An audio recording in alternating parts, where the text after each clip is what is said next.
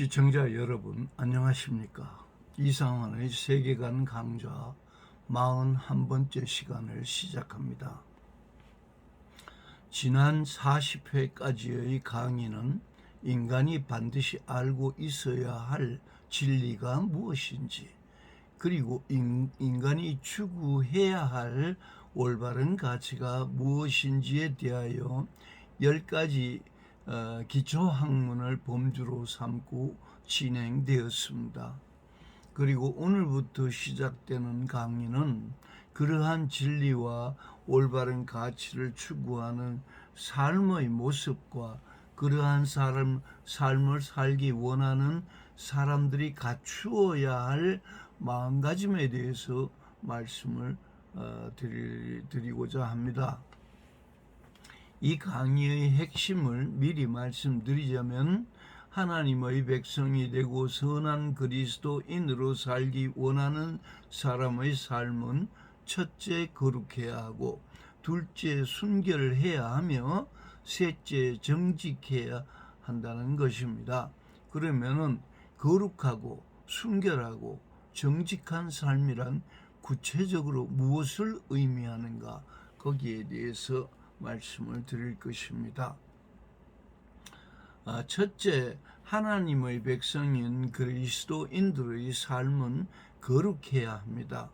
거룩하신 하나님은 자기 백성들을 향하여 내가 거룩하니 너희도 거룩하라고 명령하셨습니다. 그러므로 그리스도인의 삶에는 하나님께서 부여하신 거룩함이 살아 있어야 옳습니다.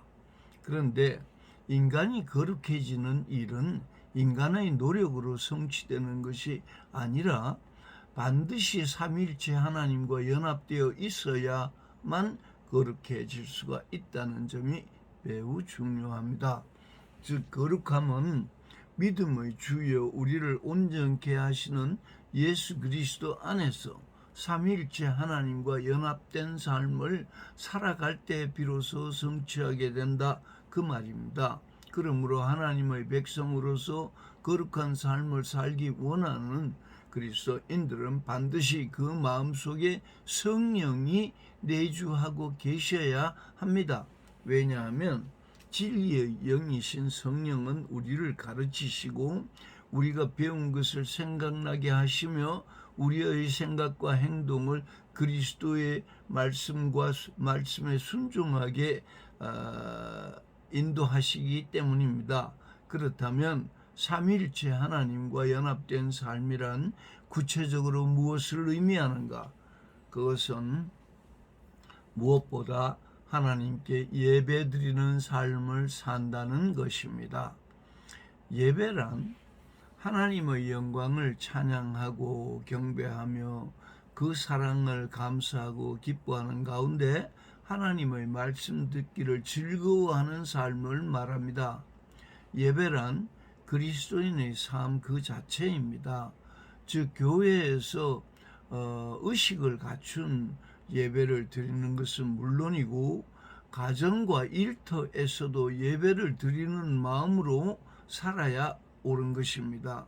삶 그 자체가 예배로 승화될 때 비로소 그리스도인들은 사도 바울이 권면하는 살아있는 영적 예배를 구현하게 되는 것입니다. 살아있는 영적 예배의 의미는 그리스도인이 가정과 일터에서 모든 일을 처리할 때 상황에 따라 변하는 사람들의 뜻을 맞추려 하지 않고 언제나 변함이 없는 진리, 즉 주 예수 그리스도의 뜻과 그 말씀에 맞추어 수행해야 한다, 그 말입니다. 그러나 이처럼 거룩한 삶, 예배드리는 삶을 사람들은 일반적으로 어렵다고 생각하고 또 더러는 매우 어리석은 사람들이라고 곱지 않은 시선으로 바라보는 것 같습니다. 그렇지만 그들은 자신의 인생을 예수 그리스도에게 전폭적으로 맡긴 진정한 그리스도인들이 예배드리는 삶으로 인하여 얼마나 큰 기쁨과 보람을 느끼는지 알지 못해서 그렇게 생각한다고 저는 보고 있습니다. 그렇지만 그처럼 어렵게 생각되고 어리석게 보이는 그리스도인들의 예배드리는 삶 속에는 하나님이 주시는 복락이 담겨 있다는 것을 알아야 합니다. 예배드리는 삶 속에서 하나님이 주시는 복락을 누린다는 것이 그리스도인들의 신앙생활에 감추어진 진리입니다. 불교는 인간과 세상에 자아라고 생각할 것이 없고, 즉 내 자신이라고 주장할 것이 없고, 자아가 있다는, 내 자신이 존재한다는 생각 자체를 버려야 번뇌에서 벗어나고 열반적정에 이를 수 있다고 가르칩니다. 예. 그리고 기독교는 자기를 부인하고 하나님을 의지해야 그 생명이 지속되고 복된 삶을 살 수 있다고 가르칩니다. 여러분 모두 자기를 부인하고 진리에 기초하여 거룩한 삶을 추구하시기 바랍니다. 기회가 되면 불교의 진리와 기독교의 진리를 비교하면서 말씀드릴 기회가 있을 것입니다. 둘째, 하나님의 백성인 그리스도인들은 몸과 마음이 순결해야 합니다. 성경이 가르치는 순결은 육체적인 순결과 마음의 순결이 있으며, 특히 마음의 순결은 영적인 순결을 의미합니다. 육체의 순결은 육체의 일들을 삼가하는 것이고, 즉 방탕한 일들을 삼가하는 것이고, 성령의 열매들을 추구하는, 즉 선한 일들을 추구하고 또 그 결실을 맺음으로써 성취할 수가 있습니다. 그리고 육체의 일들은 이러한 음행과 호색, 그리고 우상을 만들거나 숭배하는 것이시며, 당을 지어 분열하는 것과 이단, 투기, 술취함 등 방탕한 모든 행위들입니다.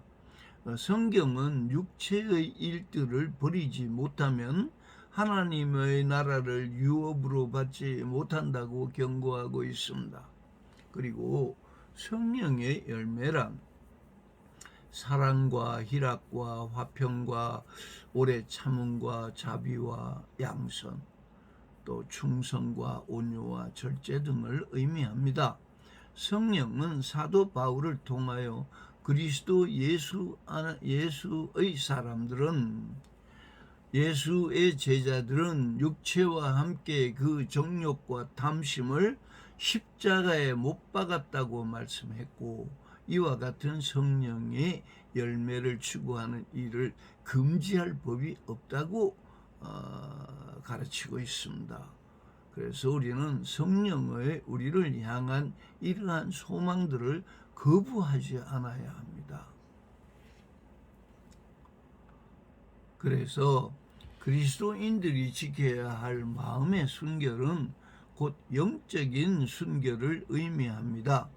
영적인 순결은 한마디로 하나님께서 가증스럽게 여기시는 우상을 숭배하는 일, 즉 점을 보거나 관상과 궁합을 보며 미래를 점치는 행위들, 그리고 부적을 몸에 지니거나 방법을 사용하며 닥치는 애군을 피하려는 어리석은 행위들, 이 모든 가증스러운 일들로부터 그리스도인들은 자신을 구별하고 하나님의 노여움을 당하지 않도록 영적 순결을 지켜야 합니다.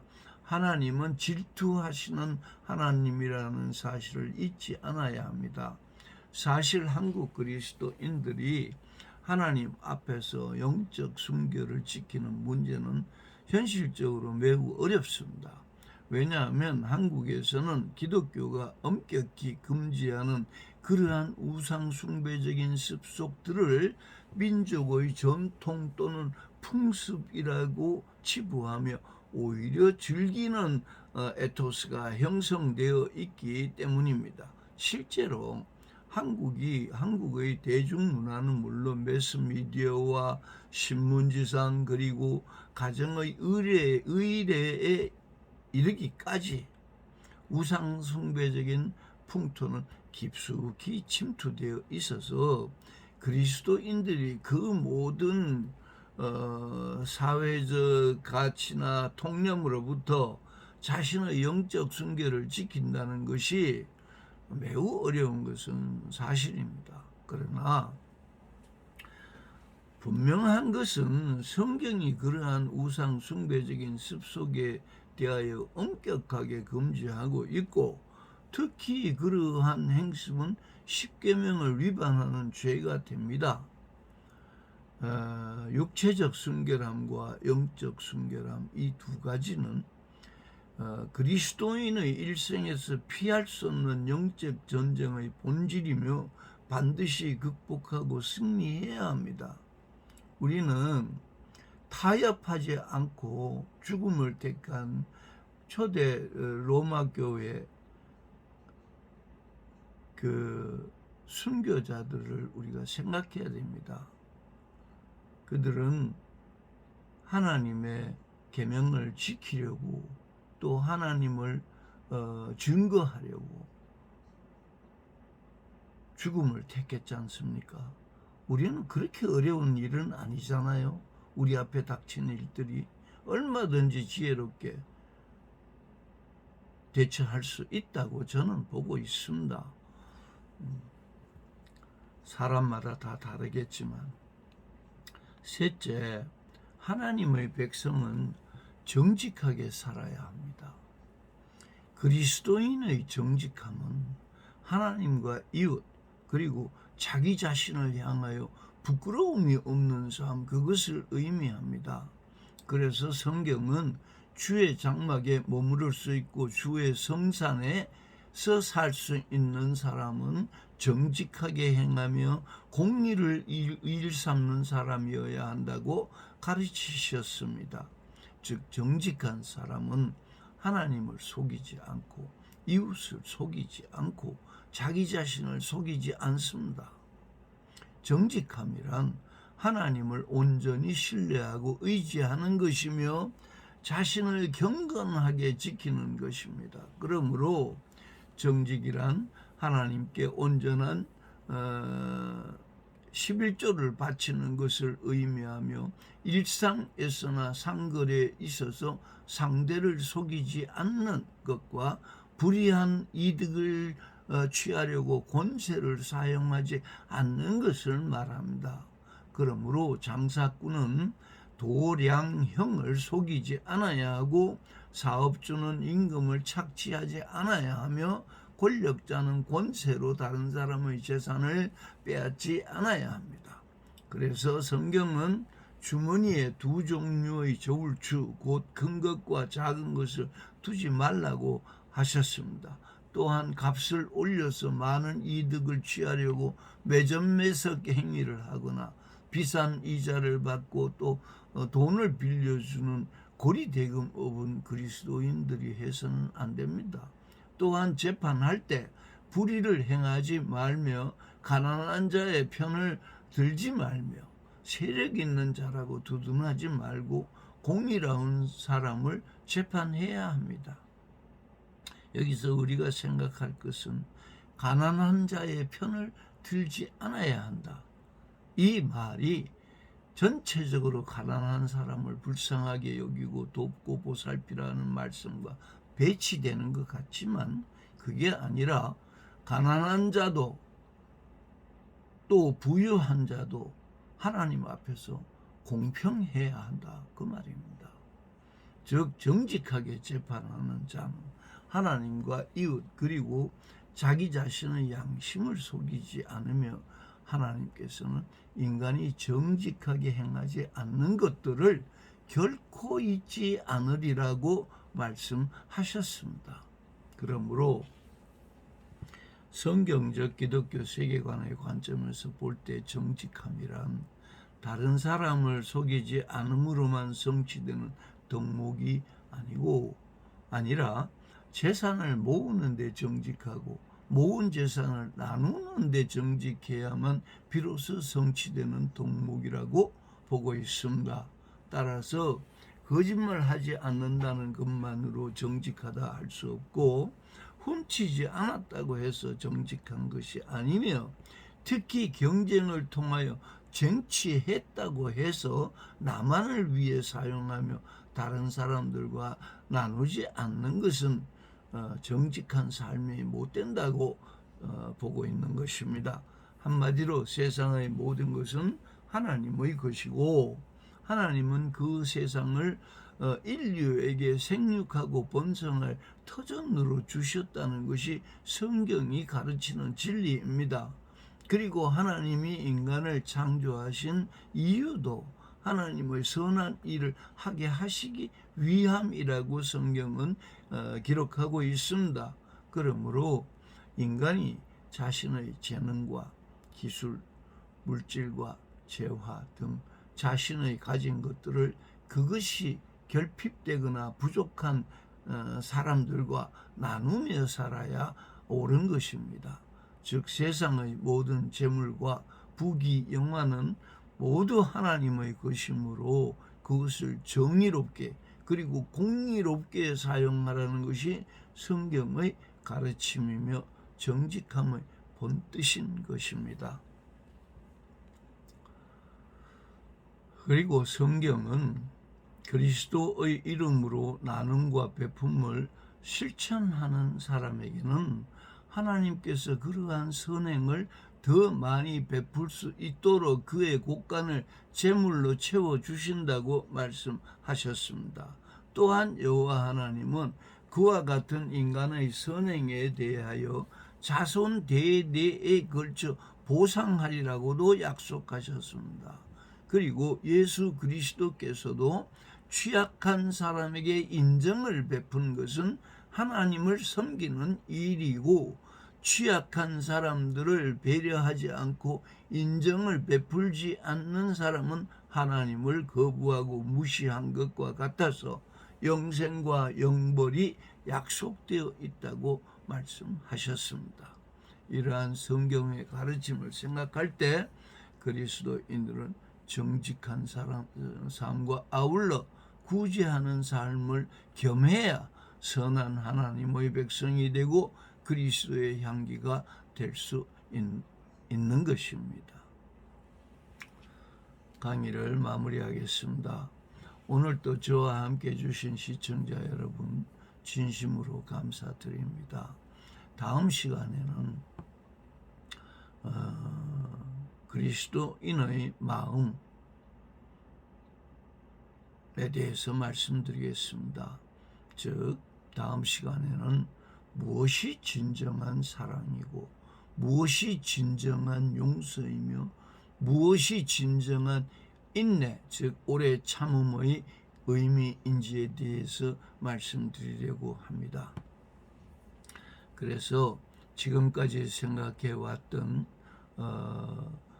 자신이 생각해왔던 이러한 말들의 의미와 성경이 가르치는 의미를 비교하면서 우리 모두가 하나님 앞에서 그리스도의 향기를 풍기는 거룩하고 순결하고 정직한 하나님의 백성들이 되어지기를 간절히 소원합니다. 오늘의 강의를 마치겠습니다. 함께해 주셔서 감사합니다. 안녕히 계십시오.